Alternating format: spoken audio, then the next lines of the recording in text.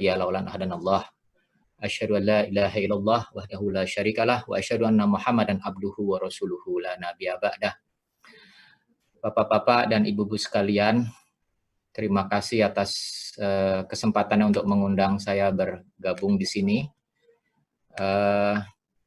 Kepada saya oleh panitia diberi tugas untuk membahas tentang bagaimana kita melakukan atau menerapkan protokol kesehatan di era pandemi ini, terutama ketika kita sekarang ini mengalami masa di mana pemerintah memutuskan untuk melakukan pelonggaran, gitu ya. Nah, bagaimana gitu ya?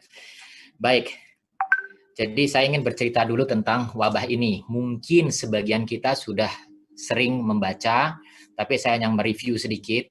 Yang pertama, sebetulnya wabah corona ini bukan sekali ini saja, tetapi sudah berulang dalam abad ini saja. Jadi, pertama kali corona itu sebenarnya virus-virus yang banyak terjadi ketika orang itu ada influenza, begitu ya. Tapi bukan flu ya, virus influenza itu berbeda lagi. Tapi orang suka bilang pilek, batuk itu bisa terjadi. Dan umumnya tidak ditengarai, tidak disadari karena sembuh sendiri. Tapi yang kemudian beresiko mematikan dan menjadi penyebaran luas, menjadi pandemi itu artinya penyebaran luas, mewabah, itu adalah pada tahun 2002 sampai 2004 itu di China, itu mereka menyebutnya SARS, ya, Severe Acute Respiratory Syndrome. Itu waktu itu berjalan sekitar 18 bulan. Jadi kalau ini terjadi SARS yang kedua kali, karena itu kemudian PBB menyebutnya sebagai SARS-CoV-2 atau SARS-CoV yang kedua. Karena mirip sekali kondisinya, itu mirip sekali dengan, atau virusnya itu dianggap saudara sepupu dari virus yang tahun 2002 itu. Nah, kalau kita belajar dari waktu kejadian itu, virusnya itu kemudian resolusi atau hilang sendiri setelah 18 bulan.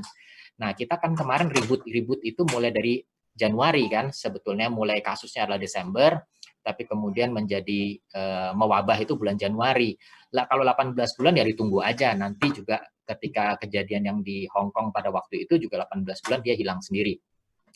Hitung 18 bulan berarti 1,5 tahun, jadi ya hitung-hitung Juli tahun depan lah kira-kira gitu. Tapi ada kejadian juga coronavirus yang kedua, itu yang terjadi di Timur Tengah yang kita pernah dengar namanya adalah MERS-CoV. Itu sekitar 8 tahun yang lalu, 7 tahun yang lalu. Nah, berbedanya adalah ini lebih mematikan. Kalau yang kemarin itu kematiannya sekitar 10%, ini 30% sampai sekarang. Nah, yang jadi masalah adalah MERS itu nggak pernah hilang. Sampai sekarang masih ada. Jadi kalau kita pergi ke Timur Tengah, setiap saat selalu masih ada resiko untuk tiba-tiba kita kena MERS dan meninggal di situ. Karena kematiannya 30%. Dari 3 orang yang kena infeksi, satunya meninggal. 3 orang kena infeksi, satunya meninggal. Kalau dari SARS, dari 3 orang kena infeksi, belum tentu ada yang meninggal. Tapi kalau dari 10, 1 meninggal. Tapi beda, pada waktu terjadi tahun 2013 itu terjadi pandemi, artinya terjadi wabah. Kalau sekarang kondisinya MERS itu endemi. Endemi itu artinya ada aja, setahun tuh ada 1, 2, sepanjang tahun ada tapi tidak mewabah. Jadi wabahnya selesai, penyakitnya ada terus. Kalau yang SARS pertama itu penyakitnya hilang sama sekali, kita nggak tahu kemana itu sekarang. Nah, yang sekarang ini untuk yang SARS-CoV-2 yang sejak Desember 2019 itu kematiannya jauh lebih kecil. Kalau yang pertama 10%, MERS itu 30%, kita kematiannya sekarang itu hanya 4,7% sampai titik saat terakhir ini di dunia. Jadi kalau di Indonesia sendiri sekarang 4,9%. Tapi kalau karena dia sangat menularkan, itu menjadi angkanya jadi besar. Contoh adalah SARS yang pertama itu totalnya itu hanya 8.100 dalam waktu 8 bulan pertama. Akibatnya total kematiannya itu adalah sekitar 800 orang saja di seluruh dunia. Sementara MERS itu hampir 3.000 orang, 2.500-an lah sampai hari ini. Kemudian total kematian sampai hari ini belum sampai 1.000. Tetapi COVID-19 ini itu sampai saat ini kasus di seluruh dunia sudah lebih dari 10 juta. Jadi walaupun kematiannya hanya 4,7%, di Indonesia 4,9%, itu totalnya sudah lebih dari 500.000 orang meninggal. Jadi kalau kita bicara tentang kira-kira berbahaya tidak untuk meninggal, tidak. Karena 80% lebih, 90% orang, 80% itu orang tidak bergejala, lalu sisanya lagi gejalanya juga ringan. Jadi kalau kena COVID gimana? Tenang saja, nggak usah panik. tapi risiko kematian itu ada. Jadi takutnya bukan setelah kena. Takut COVID itu bukan setelah kena. Setelah kena, insya Allah 80% lebih kita akan selamat. Takutnya kapan? Takutnya sebelum kena. Jadi khawatir jangan sampai kena, karena kalau kena ada risiko kematian walaupun kecil. Saya pernah mendengar waktu itu ada kawan saudara-saudara kita, misalkan di Mataram itu saya pernah viral mendengar ada video yang mengatakan bahwa satu kelompok jamaah tertentu sedang furuj, kemudian diperiksa, di sweeping karena berkumpul terlalu banyak, di sweeping akhirnya ternyata banyak yang positif, akhirnya harus dikarantina. Setelah itu keluar, mereka mengatakan bahwa tidak ada itu, kami dikarantina selama ini juga hanya di penjara saja, di rumah sakit, tidak ada tindakan apa-apa, kami sehat-sehat saja. Toh ternyata tidak sakit, jadi sebetulnya virus ini bohong. Ya, itu kalau menurut saya kurang bersyukur, karena ternyata dia Allah takdirkan untuk masuk yang 80% tidak bergejala, tapi tidak disyukuri dan justru tidak memahami itu. Karena apa? Karena kalau sampai kemudian dirawat karena sakit, bukan karena isolasi, itu kematian meningkat sampai 20%. Jadi, Bapak Ibu sekalian, apa yang disebut sebagai COVID-19 itulah nama penyakit. Penyebabnya itu adalah virus SARS-CoV-2. SARS-CoV-1 yang 2002, dan sekarang ini namanya disebut SARS-CoV-2, penyakit. Kalau timbul penyakit namanya COVID-19 atau COVID-19. Saya ingin bercerita dulu tentang gaya hidup virus. Virus itu adalah satu makhluk kecil yang dia tidak butuh energi, dia tidak makan, dia tidak minum, bahkan dia tidak kawin, tidak bereproduksi. Tapi dia bisa hidup dalam bentuk aktivitas hidupnya itu cuma bereproduksi, memperbanyak diri. Jadi dia tidak kawin, tidak makan, tidak butuh energi, aktivitas kehidupannya hanya satu, yaitu aktivitas kehidupan yang paling primordial, yaitu beranak. Jadi tidak kawin, tidak apa, tapi dia beranak, yaitu memperbanyak diri. Caranya adalah dia itu setengah makhluk hidup, setengah makhluk mati. Jadi saya selalu ibaratkan dia seperti e-card, e-tol, iktp, e-money, semua itu makhluk mati. Tapi kalau coba-coba kita tempelin dia di sensor, maka tiba-tiba dia bisa menggerakkan pintu terbuka, bisa menggerakkan gerbang tol terbuka, bisa mengeluarkan uang dari ATM. Itu padahal dia adalah benda mati. Nah, virus itu seperti itu. Nah, dia ketika menempel di sel manusia, dia tiba-tiba menjadikan manusia itu, sel manusia itu sebagai mesin fotokopi, akan memperbanyak virusnya atau menjadikan manusia itu sel manusia itu sebagai mesin pencetak kartu e-money. Jadi tiba-tiba e-money-nya jadi keluar terus dari mesin itu sampai ujung-ujungnya mesin itu mati. Kalau mesin itu ibaratnya sel manusia, ya sel manusia itu mati karena kelelahan atau pecah ketika mencetak beranak, anaknya anak virus yang begitu banyak. Nah, gimana cara supaya kita mengatasi virus ini? Satu-satunya, jangan tempelkan virus ini kepada sel manusia atau mesin fotokopi tadi.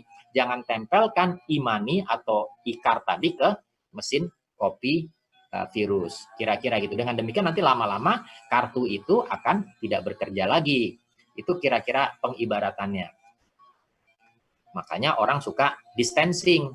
Jangan kemudian berdekatan supaya virusnya tidak bisa melompat ke sel hidup yang lain.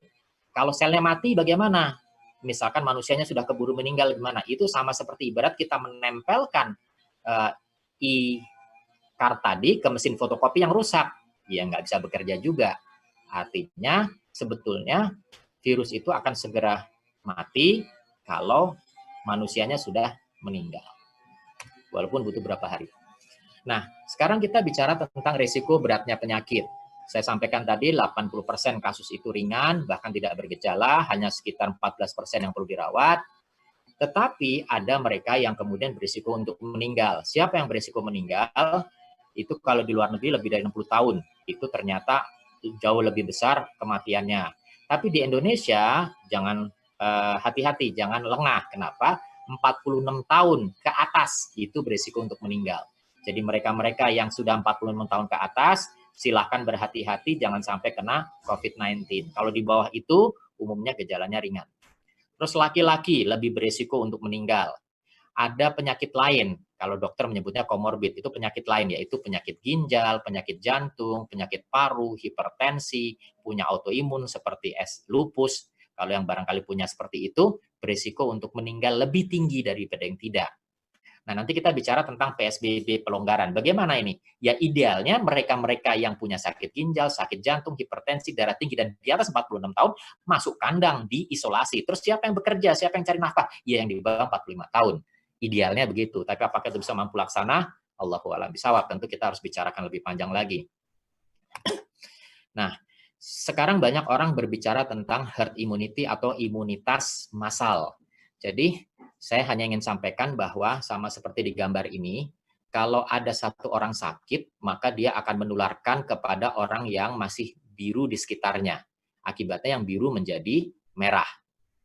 Tapi kalau kemudian orang di sekitarnya itu, orang serumahnya itu banyak yang sudah imun, divaksinasi misalkan, maka dia tidak bisa menularkan ke tetangganya walaupun tetangganya masih biru. Akibatnya kemudian kartu itu tidak bisa nempel di tempat yang dia bisa memperbanyak diri, akibatnya lama-lama dia mati sendiri virusnya dalam beberapa hari. Nah, itu harapannya kita akan menghentikan virus dengan seperti itu. Nah, karena tidak ada vaksinnya, maka satu-satunya cara yang diharapkan orang sekarang adalah vaksinasi alami, yaitu tertular. Orang tertular sedikit-sedikit, tidak sampai sakit, dia akan jadi kebal. Yang jadi masalah sekarang ini adalah proses itu masih terjadi. Nah, yang kalau kebetulan tertular itulah yang hipertensi, gula darah, darah tinggi, dan 46 tahun, maka dia berisiko meninggal. Kan kita nggak mau ambil risiko itu. Jadi gimana caranya menulari pada khusus di bawah 45 tahun dan tidak di atas 46 tahun? Itu yang sulit. Nah, itu yang menjadi kesulitannya. Tetapi marilah kita setiap keluarga yang mengatur sendiri diri keluarga kita. Siapa yang beresiko, siapa yang punya gula, punya darah tinggi, nah itu mulai dikurangi, sementara mereka yang lebih bawah lebih banyak beraktivitas, tapi jangan membawa pulang penyakitnya ke rumah. Dengan cara di luar berhati-hati, tidak ketularan, sebab kalaupun ketularan, virusnya akan mati di dia dalam beberapa hari, dia tidak akan jadi sakit, tapi dalam beberapa 1, 2, 3, 4 hari, dia masih bisa nularin orang tua di rumah.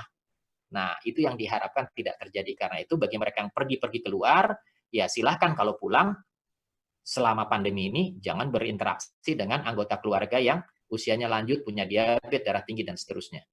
Saya malah ngebayangin kalau begitu ceritanya, kita bikin aja dalam satu RT kerjasama.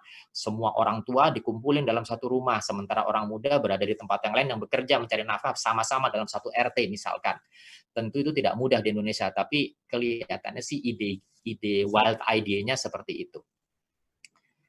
Nah, resiko penularan COVID itu sendiri masih di bawah tampek. Kita tahu bahwa kalau orang sakit tampek satu rumah itu nggak akan selesai sebelum seluruh rumah itu ketularan. Kalau corona itu 1 dari 3, jadi hanya sekitar sepertiga saja. Nah, dengan demikian syarat untuk herd immunity itu bisa berlangsung adalah, atau berhasil adalah, bahwa orang yang ketularan itu syaratnya tidak punya penyakit yang beresiko tadi ya, terus dia bisa membentuk antibodi yang efektif. Dia tidak tidak membawa virusnya ke tempat orang-orang yang beresiko. Ada fasilitas kesehatan yang bisa mengobati cukup. Jadi kalau jumlah rumah sakitnya sedikit ya, jangan-jangan coba dengan herd immunity. Kira-kira cara berpikirnya gitu. Masalahnya pada herd immunity adalah ternyata RNA virus itu bisa membawa virusnya ke tempat orang-orang yang berisiko. Bisa berubah. Ada fasilitas kadang-kadang yang bisa mengobati dari mesin kopi di mesin kita itu, di sel kita itu ternyata tidak mengkopi dengan baik. Jadi akibatnya kalau tadinya virusnya bertanduk, tiba-tiba masalahnya pada virusnya nggak bertanduk. Ternyata RNA virus itu mutasi menyebabkan badan kita nggak bisa mengenali kalau tadinya. Jadi kadang-kadang kita punya tanduk, sekarang kok enggak. Nah, ini berarti bukan musuh kita, jadi akibat tidak bisa dibunuh oleh badan kita. Tapi memang kelebihannya adalah virusnya menjadi lemah tapi nggak bisa dibunuh. Tapi kadang-kadang ada yang salah copy. Dari tadinya virusnya tidak bertanduk, tercopy menjadi virusnya ada tanduknya, salah gambar. Nah, akibatnya virusnya menjadi lebih berbahaya. Ini juga menyebabkan kesulitan pada kekebalan imunitas seperti ini, dan itu sebabnya kenapa vaksinasi menjadi tidak mudah. Saat ini saja dalam 6 bulan sudah ada 6 varian ya, SARS-CoV di seluruh dunia, bisa lebih. Nah, yang berikutnya saya ingin bercerita tentang gejalanya ya. Gejalanya itu bisa macam-macam. Paling banyak demam, tapi jangan lupa sakit perut, sakit jantung, kemudian sakit gangguan pernapasan yang lain, itu bisa merupakan gejala dari COVID-19 itu, termasuk sakit gatal-gatal di kulit. Nah, sebagian daripada, ini penelitian di luar negeri, ternyata sebagian dari pasien-pasien yang sakit itu, sebagian kecil sih memang, 10% bisa tidak ketahuan ketularan di mana. Ini yang kemudian menjadi kita harus hati-hati. Kalau ada orang sakit, kita jauhi. Tapi yang jadi masalah ternyata ada yang kemudian nggak ketahuan sakit, dia bisa menularkan. Ini contoh kasus di China, ada orang pergi dari Wuhan ke saudaranya di Shanghai, dia tidak bergejala, pasien nomor 1 ini, sampai kira-kira 15 hari dia nggak pernah bergejala. Nah, selama 15 hari itu dia bisa menularkan saudara-saudaranya, saudara sepupunya, akibatnya saudara sepupunya sakit duluan. Ini yang membuat kita harus berhati-hati. Nah, tadi disampaikan penularan virus ini bisa melalui saluran nafas, bisa dari tinja, bisa dari darah, dari urin, tapi itu sangat kecil dari darah dan urin, Pak. Karena itu toilet, yang penting adalah tinja, itu harus disiram. Dari saluran nafas itu yang paling banyak, embun yang keluar itu bisa menempel ke orang lain dan masuk lewat saluran makanan nafas juga. Jadi kita pakai masker supaya jangan nyebarkan, kemudian cuci tangan, jangan sampai tangan kita nempel ke muka kita, padahal tangan kita menyentuh yang bisa menularkan. Nah, ternyata segala macam cara yang sudah disebutkan tadi, itu ternyata tetap saja tidak 100% mencegah. Kalau kita menjaga jarak, itu turun dari 12,8% menjadi 2,6% risikonya, tapi tidak nol. Kalau kita pakai masker wajah, face mask itu, masker, itu turun dari 17,4 menjadi 3,1%. Kalau kita punya proteksi wajah, pakai kaca di muka, itu turun dari 16% ke 5,5. Jadi jauh menurunkan, tapi memang tidak pernah bisa 0%. Nah, kalau sudah kemudian muncrat dari badan kita dan nempel, maka terbukti di karton itu virus bertahan 1 hari, setelah 1 hari karton itu dibiarkan terbuka atau dijemur, dia menjadi tidak infeksius, tapi sebelum itu dia bisa nularin orang lain.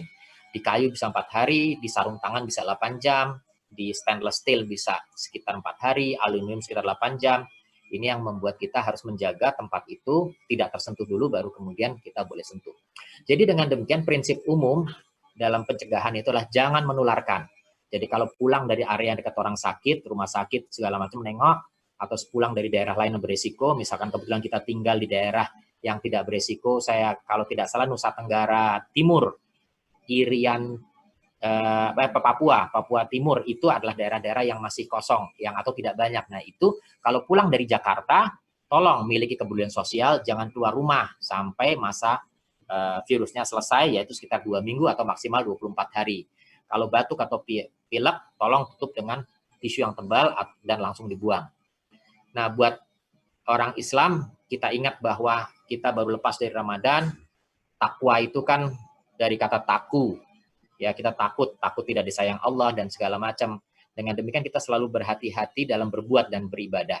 Jangan sampai kita juga berbuat zolim sama orang lain, karena kalau kita melakukan perbuatan sesuatu yang bisa berbahaya buat orang lain, Rasul mengatakan la dirar wala dirar, jangan membuat berbahaya dan berbahayakan orang lain. Nah, itu Allah bisa marah karena kita cenderung untuk bisa mencelakai orang lain. Prinsip yang berikutnya adalah jangan menularkan dan jangan tertular. Nah, contohnya sering cuci tangan dengan air mengalir dan sabun atau dengan hand rub, ya. Jadi kalau kita punya usaha, kita punya toko, usahakan taruh hand sanitizer di tempat yang terlihat sehingga orang kemudian juga mudah. Di rumah pun demikian, taruh hand sanitizer yang begitu suami datang langsung lihat. Jadi nggak pura-pura lupa suaminya pulang kerja terus pura-pura lupa cuci tangan atau pula hand sanitizer gara-gara dia nggak ngeliat barangnya. Nah, selalu sediakan, kalau orang Jawa bilang tuh cemepak gitu ya, kelihatan gitu, dan selalu terisi. Nah, jangan lupa untuk mengisi. Pakai masker, jaga jarak di atas 1,5 meter. Saya anjurkan kalau perlu di atas 3,5 meter. Kemudian begitu ada kecurigaan, isolasi di kamar sendiri. Salam terpaksa kita sekarang menggunakan salam corona, istilah saya, salam tidak menyentuh. Gitu. Terus prinsip yang berikutnya adalah juga jangan menularkan. Jadi jangan berpergian ke tempat yang terjangkit, hindari memegang muka, terus biasakan pakai goggles ya, atau kacamata atau face shield. Ya, kita sama-sama tahu ya bahwa kalau ada wabah, maka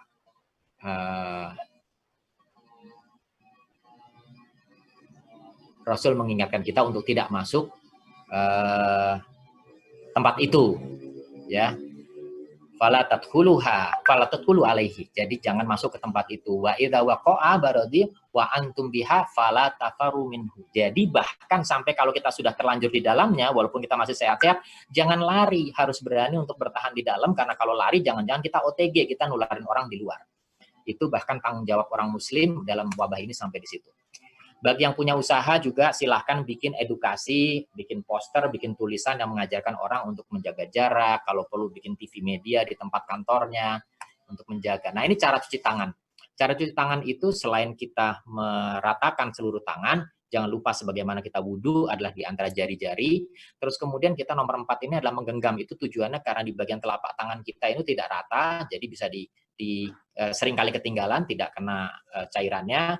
Terus jangan lupa jempol khusus itu harus dicuci karena yang paling sering ketinggalan. Terus ujung jari juga, ya, sampai ke pergelangan tangan.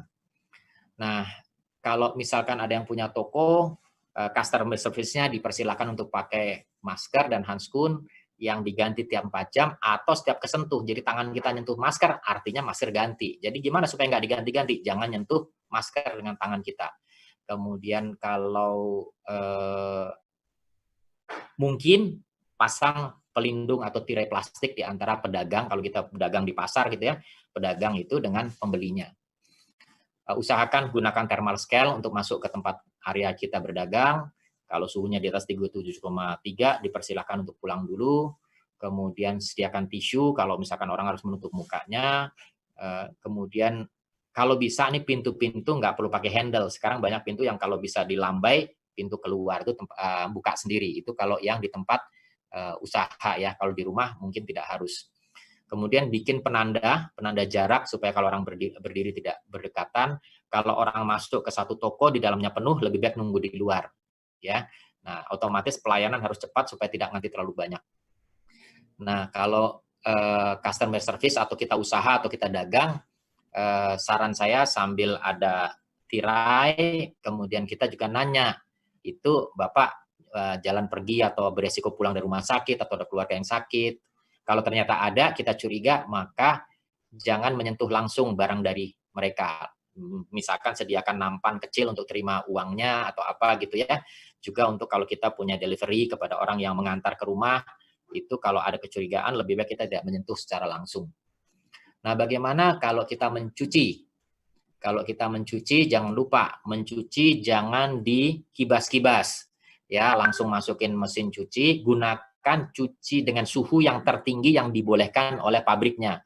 Kalau bisa 60 derajat setiap kali kita mencuci pakaian mereka yang pergi dari rumah.